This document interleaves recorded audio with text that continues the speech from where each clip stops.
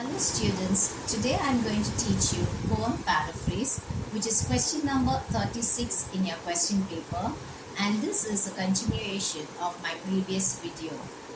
I am going to teach you poem paraphrase, which means a given stanza of the poem should be converted into a prose paragraph. So let us see this poem stanza which has been given to us. Now look at this poem. I drive past the house almost every day. The house seems to be a bit brighter on this warm summer day on May. It plays with your mind. Now this poem, maybe sometimes the poet will not use grammatical sentences. He won't follow any grammatical order. He'll employ certain poetic devices like rhyming scheme, rhyme words, which I already taught you in my last video. It's question number 35. I taught you rhyme scheme, rhyming words, alliteration, and figure of speech. He'll use all these things. Even if you see this poem, he's used rhyme scheme. What is a rhyme scheme? Now this is day. A sound. A you'll have to put. Brighter is B. May is a repetition of the same sound and therefore A. Mind, D. Okay, it doesn't have any repetition and therefore it is C. So A, B, A, C is the rhyme scheme that he has followed. He's also used alliterative words like bit and brighter in the second line. So we understand that a poet uses certain poetic devices when he writes a poem. He may not follow certain grammatical rules, but when you're writing prose, you have to follow grammatical rules. That is the difference between a poem and a prose. Now I want to take you to my next slide, where I've written here, poem paraphrase is converting a given poem stanza into paragraph. According to Coleridge, Coleridge is a great poet. Okay, he has said something about prose and poetry. Let's see what he said. He says, for prose is words in their best order. Words which is written in their best order is prose. What is he saying about poetry? Best words in their best order. So poetry is best words. The poet is choosing best words given in their best order. Okay, so this is what Coleridge says regarding a poem or a prose. Okay. Now students, this is the question. Paraphrase the following stanza. I already read out this poem stanza to you. I'm not going to do it again. You can read it by yourself. And whenever you have to paraphrase, you'll have to write it in 3 paragraphs. So now I'm going to teach you how to write the first paragraph. First paragraph.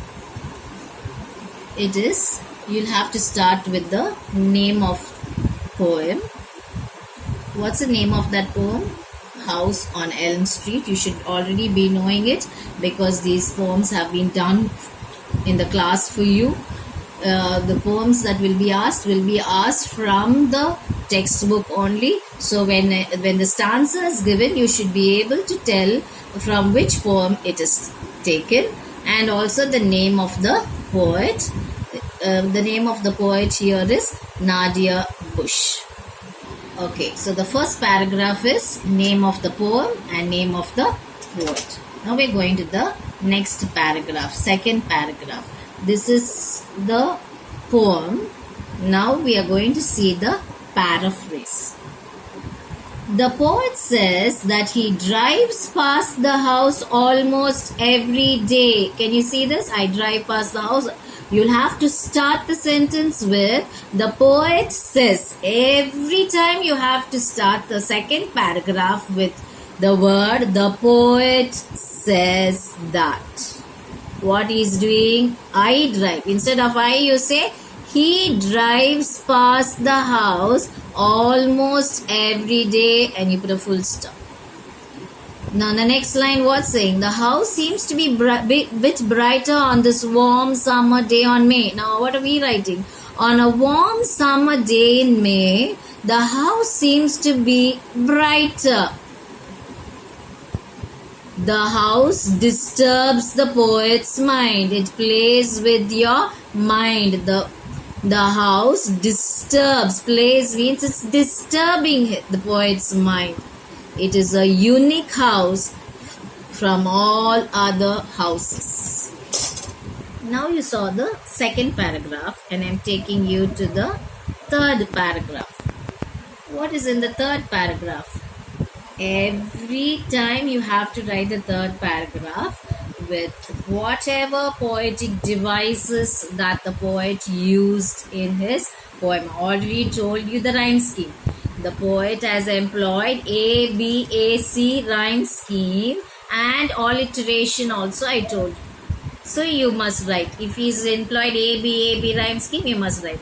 If he's employed A, B, A, C, you must write. If he's employed A, B, A, then you got to write. Whatever is the rhyme scheme, you got to find out the rhyme scheme and write that particular rhyme scheme. And if alliteration is used, you should write that. So the third paragraph will tell about the poetic devices that the poet has employed in that stanza. So the poet has employed A, B, A, C rhyme scheme, and alliteration is also used. I already explained to you in the beginning. Besides this, the theme is meaningful and presentation wonderful. Always you should have this sentence. Besides this, the theme is meaningful, presentation. Every poem you can write this sentence. This is the paraphrase of the stanza. So from here to here, all poems will be the same. Only here, the poet employed whether it is A, B, B, A or A, B, A, C or A, B, A, B, whatever scheme that you got to find out, and also alliteration. Alright, so this sentence only you have to think a little. Others are the same. Alright, so these three paragraphs I have explained. So next slide is going to tell you how the final answer is going to be. This is how your answer should look. The name of the poem is House on Elm Street, and the poet's name is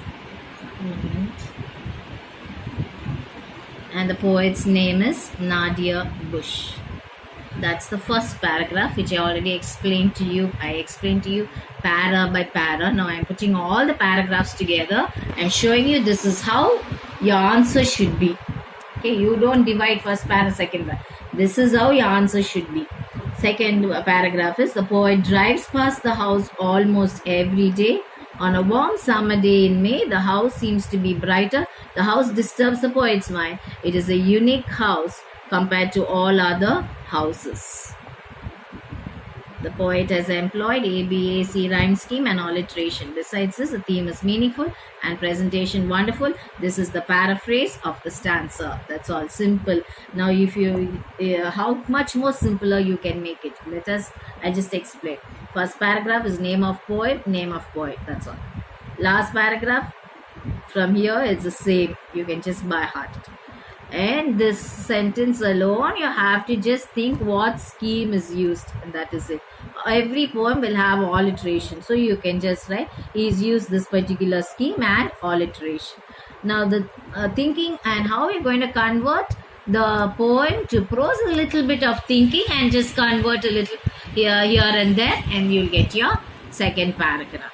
So you can definitely easily write this answer and score the full 5 marks and see that you be able to get at least a minimum of 4.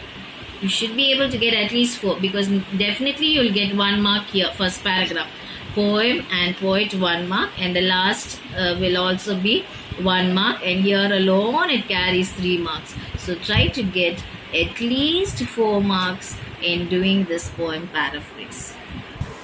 So I hope you understood, students, and this video, if it's helpful for you, I'll be happy about it.